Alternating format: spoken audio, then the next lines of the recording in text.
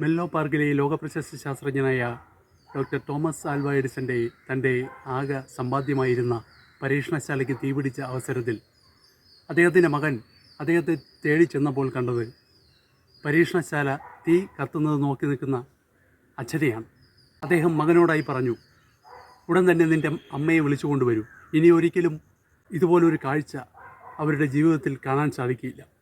Edison പറഞ്ഞു, തൻ്റെ തെറ്റായ ആശയങ്ങൾ എല്ലാം കത്തിച്ചാരമായിരിക്കുന്നു. അതെ, എഡിസന്റെ 67 വർഷത്തെ സ്വപ്നങ്ങൾ, അധ്വാനങ്ങൾ എല്ലാമാണ് ഇവിടെ കത്തിച്ചാരമായി തീർന്നത്. Attitude is everything. ശുഭാപ്തി വിശ്വാസിയായ ഒരാൾക്ക് വലിയ തടസ്സങ്ങൾ പോലും മാറ്റത്തിനുള്ള പ്രചോദനമാണ്. Thank you.